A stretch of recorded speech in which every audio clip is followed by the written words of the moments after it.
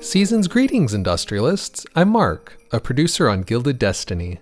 Yet another year has come and gone, and as we wrap up 2025, I hope this year has been as gilded, merry, and industrious for you as it has been for us at Aquila Interactive. In this dev diary, we will reflect on what has been accomplished this year on Gilded Destiny. In 2025, both Gilded Destiny and Aquila have had several significant developments. First, many of you watching are already aware of Gilded Destiny's publishing partnership with Hooded Horse. This partnership will allow Aquila Interactive to remain focused on delivering the deep, immersive, and ambitious gameplay we have always envisioned, while reaching ever more players and industrialists across the globe.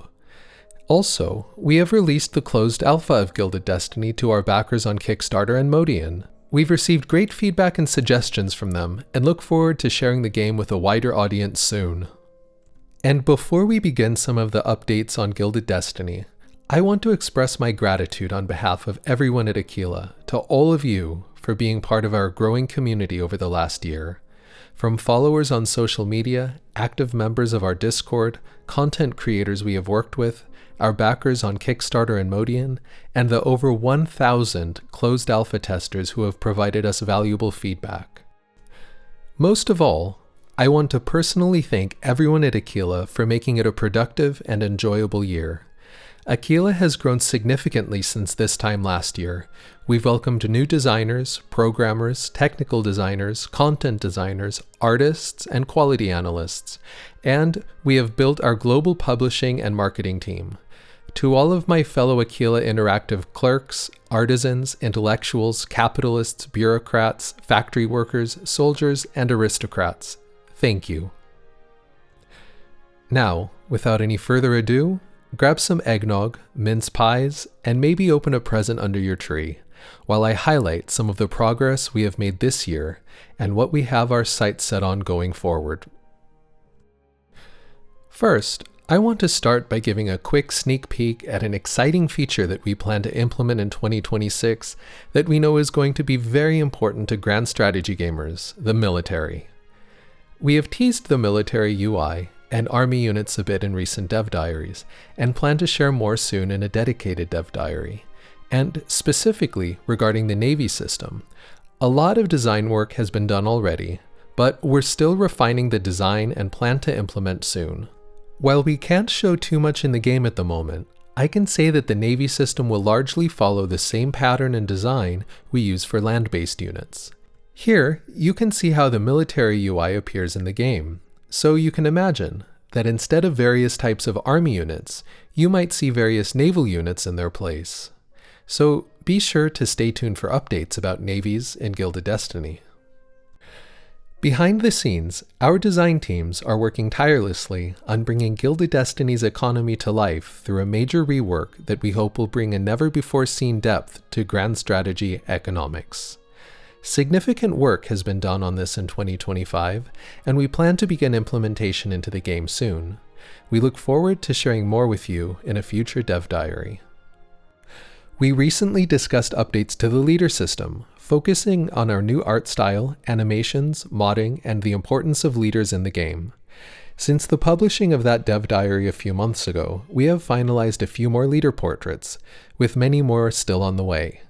Leaders will be the men and women you appoint to lead important positions in your country, including roles in government, research, and the military, including both Army and Navy. Whether you're interested in managing your Navy, or Army, or economy, you'll be checking the HUD quite a bit. The HUD is the bar at the top of the screen and will give you relevant and up-to-date information about the game. And as one of the most visible parts of the UI, we did our best to ensure that the HUD looks good and is easy to interact with. In essence, the HUD aims to provide you with all the information you will need to manage your country and make decisions in the game, so be sure to check out the dev diary if you haven't already. Even since the HUD dev diary in March, we have updated quite a few things. A few examples include: the menu buttons on the left have been incorporated into the top bar as a row of buttons at the top. The notification icons have a new style and more can be displayed at a time. The warning or hint icons in the third row of the HUD are now clickable buttons when they are active. And the icons for money, authority, and influence have all been updated. Another prominently visible part of the main UI is our map modes panel, so let's check that out next. A major update to Gilded Destiny over the last year has been the design and implementation of map modes. The main idea of the map modes UI is to allow players to toggle views without interrupting gameplay. In the default map modes UI, you will see 8 tabs representing different layers at a time. Depending on what you are focused on at the moment in the game, you can choose multiple different map modes. As an example, let's take a look at the culture and religion map modes, which visually represent pop data on the map. You can see that cultures and religions can cross national borders and can vary from province to province within a country. You might suspect that this involves a lot of data on individual population groups. So let's take a quick look at a unique tool that one of our devs created this year to help with the input of population data. The Pop Automation tool was designed and implemented to help our designers fill buildings proportionally according to the distribution of cultures and religions in a province.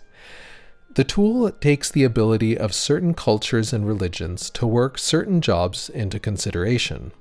For example, Irish and Catholic pops could only work lower-class jobs in England.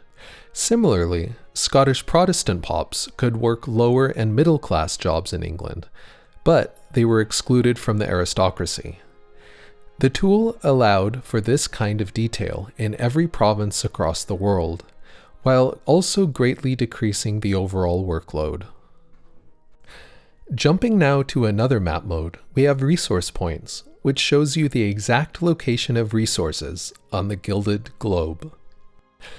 The resource point system was designed and implemented over the last year to bring the hex map to life, allowing players to find resource deposits on the hex map via the resource points map mode, and then extract them with buildings they place on top of the deposit.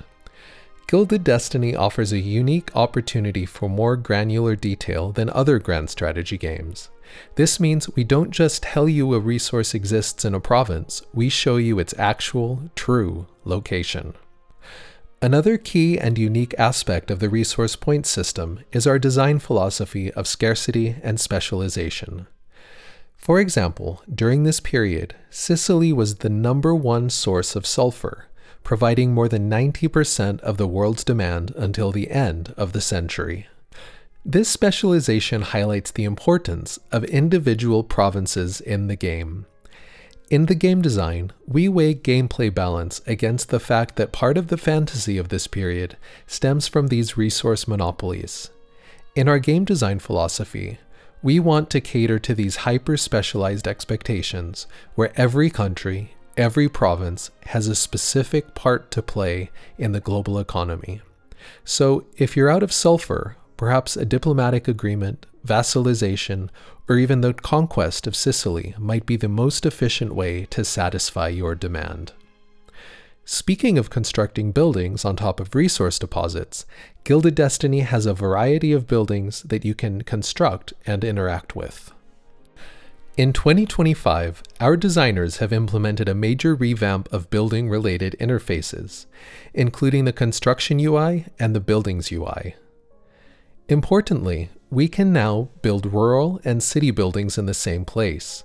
Also, the construction UI now supports new construction as well as upgrades and demolition, plus a new bulk upgrade option and clearer build time info. The Buildings UI now shows more information at a glance that will clearly show how each building operates, displaying the current revenue performance, workforce status, and production status. Finally, we have streamlined building ownership in the game. Previously, buildings owned by capitalists and those owned by the state were separate buildings. Now, we have consolidated varying ownership types into one building, where different stakeholders can own shares. For example, a cement factory that is level 15 might have 10 shares owned by capitalists and 5 owned by the state. So stay tuned for more updates in a future dev diary. We have also updated the country, province, and city UI panels. You've likely seen these in previous dev diaries already. Our artists have recently created illustrations representing the terrain of various climate zones for the province UI and illustrations for the city UI, depicting cities in different regions of the world. These new designs aim to ensure that all the information you need is easily accessible. In general, you have several different tabs that will show specific information about your pops, the economy, your government, and so on. One exciting feature to keep an eye out for in future builds of the game, if you're an alpha tester, or in future dev diaries, if you're otherwise anxiously awaiting the game, is the implementation of sound effects.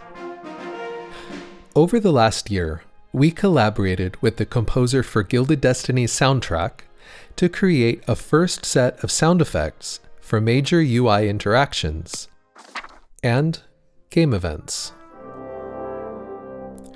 Behind the scenes, a lot of work has been done to increase the power and scope of our event editor, which will be released to players as a modding tool, of course. In 2025, major event design work has been done for Prussia and the Qing Empire, and we've already begun design work for France, the UK, and the US. We also have more changes planned for the new year. Over the course of 2025, we have been continuously adding more details of expenditure and income to give you a clearer picture of what is happening in your country's economy. We have made great progress here, but this is still a work in progress. We look forward to sharing more details with you in a future dev diary on the finance UI. Several economic and political AI behaviors were added, and the AI's military performance was optimized. For example, some of the behaviors added or optimized were government and military leader management, province edict management, construction of state-owned buildings, management of finances and taxation, and much more. In a recent dev diary, we discussed our progress on political parties, including enacting policies, leading political parties, holding elections, maximizing party attractiveness, forming governments, adopting political stances, and making compromises to stay in power.